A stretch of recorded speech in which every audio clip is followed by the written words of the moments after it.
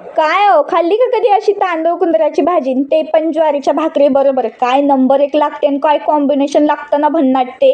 गावाकडच्या खरंच काही आठवणी लपलेल्या आहेत बाबा ह्या तांदूळ कुंदरांसोबत. आता तुम्हाला सांगूनच देते, मला काय राहत नाही.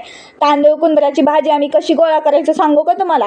आम्ही ना कापूस ऊस खुरपायला जायचो का, त्यावेळेस ते तण असायचं आणि त्या तणामध्ये ही भाजी लपलेली असायची. मग तण दिसले की तण उपटायचं, तांदूळ कुंदरा दिसला की तांदूळ कुंदरा उपटायचा, तांदूळ कुंदरा दिसला की तांदूळ कुंदरा उपटीत उपटीत उपटीत असं करून आम्ही मूठ 2 मूठ अशी तांदूळ कुंदराची भाजी घरी आणायचो. स्वच्छ पाण्याने धुवायचो ना आमच्या आजीला करायला लावायचो. काय मस्त करायची ना ती चुलीवरची गरमागरम ज्वारीची भाकरी ही तांदूळ कुंदरा.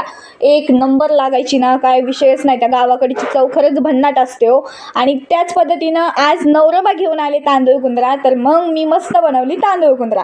मग त्यासाठी काय केलं, तांदूळ कुंदरा खरपूस भाजून घेतला, पाण्यातून काढला, नंतर कढईमध्ये तेल टाकलं, नंतर तांदूळ कुंदरा टाकला. आता त्यामध्ये मसाले टाकते बघा, हळद, लाल तिखट, काळं तिखट, चवीप्रमाणे मीठ आणि चांगलं असं भाजून घेतलं, परतून घेतलं.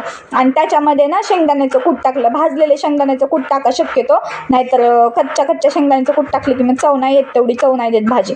भाजलेल्या शेंगदाण्याचं कूट टाकलं आणि चांगल्या प्रकारे इकडून तिकडून हलवलं. तर शेंगदाण्याचं कूट थोडं मोठं ठेवा, माझ्याकडनं बारीक झालं. मग काय मस्त ज्वारीच्या भाकरी बरोबर दिला दणका. मग तुम्ही करा लाईक शेअर सबस्क्राईब.